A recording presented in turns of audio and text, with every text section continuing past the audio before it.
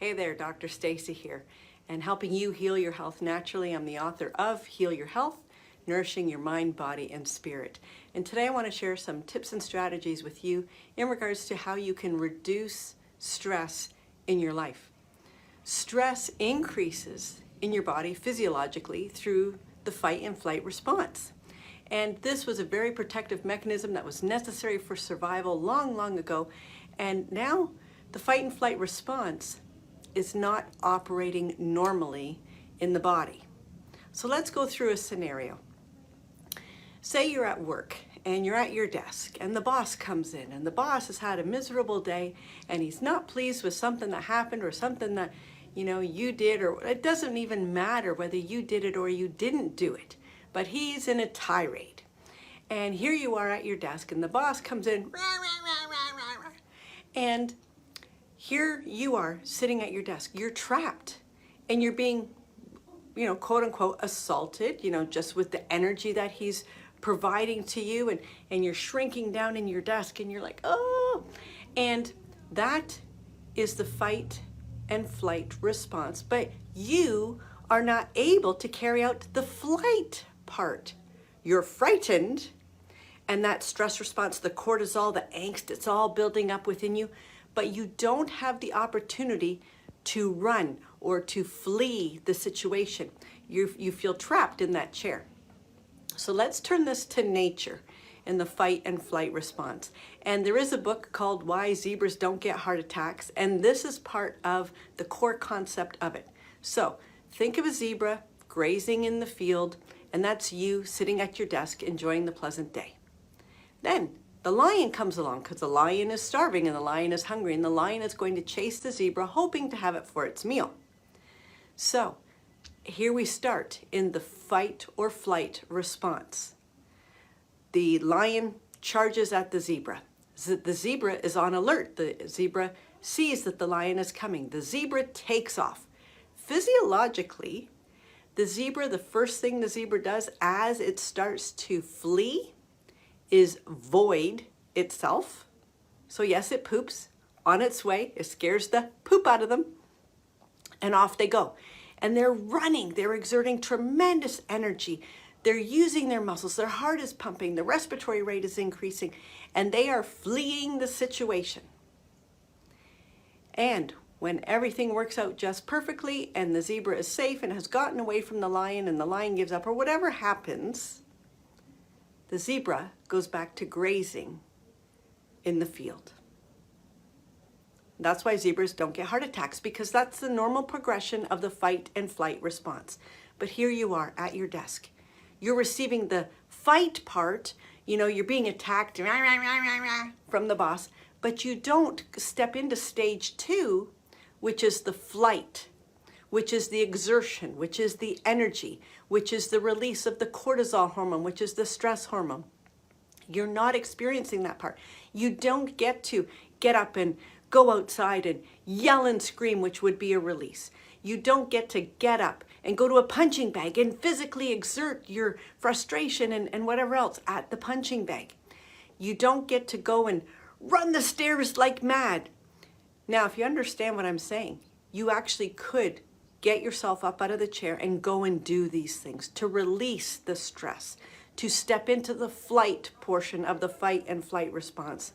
These are truly things that you can do. You don't need to just sit there in the chair at the desk and take it all. Because when you do it that way, it continues to build up over time, over days, over weeks, over months. And if you never take the time that afternoon or that evening or that week to release the stress from your system, it just continues to build up. And that's when the volcano is going to explode.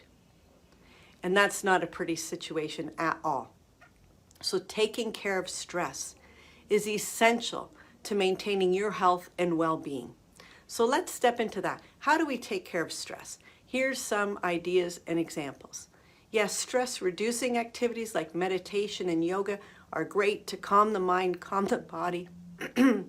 But physical activity, exertion, is also an incredible way to lower cortisol levels in your body, to release physical stress and tension.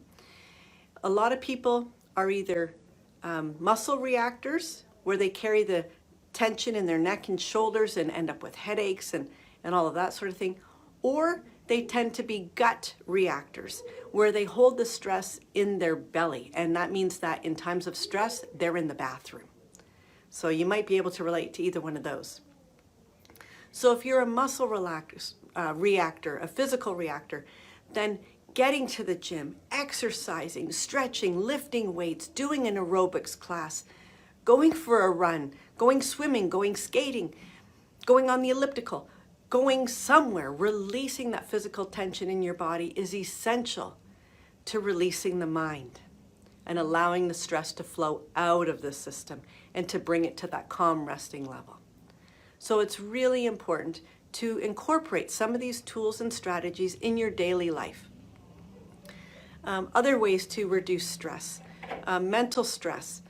Do a jigsaw puzzle, because now your mind is focusing on the task at hand, and that gives the mind the opportunity to be quiet, to let the stress of the day or that worry that's going on in the background or that monkey mind that's chattering in your own head. It allows that to be quiet for a while you're focusing on the jigsaw puzzle or the crossword puzzle or the Sudoku or building a model. I had a patient in, we were just talking about things like that, and he's building a Lego Mustang model, and he's in his late 70s. So doing these creative things, playing music, playing a piano, learning a new instrument, reading, relaxing, having a nice quiet bath with some quiet music, and put a do not disturb sign on the door. All of those things are ways that you can begin to reduce stress in your life. But in regards to the fight and flight response, the best way is to get physically active, physically release those cortisol hormones from your system, allow the endorphins to increase. That's a natural painkiller. It's a stress reducer. The benefits are so amazing. So the book that I was referring to is right here on my shelf, Why Zebras, Don't Get Ulcers. I said heart attacks, but they talk about that as well. So the guide to releasing stress. Very essential, important to understand physiology in the body, how the body functions, and how to have tips and tools and strategies that you can implement right now in order for your body to function better. And that's what I love to share with you. So click on the link to subscribe to my podcast, Diets Don't Work. You'll see it there. You'll see the button however you're seeing this video or hearing this podcast. Like it, share it with your friends, subscribe to it, turn on the notifications, and I'll share more healthy living tips with you as we move through Diets Don't Work. I'm Dr. Stacy. Thanks for joining me. Bye for now. Hi friends, Dr. Stacy here. Now I want to provide you with the opportunity to join me in my 5 pounds in 5 days challenge. The next one is right around the corner. Click the link, jump in, and that's where I will share with you how you can get your health on track. Sharing and understanding how the body functions on the inside, that's my vision, and my mission is to eliminate the diabetic epidemic globally. So getting your health on track is vital to you creating a life that you love. So join us in the 5 pounds in 5 days challenge. The link is right there. You'll see it. It's either above or below. And you will then have the opportunity to step into creating a healthier, more natural lifestyle as you begin to heal your health naturally. I'm Dr. Stacy, and I'll see you on the inside.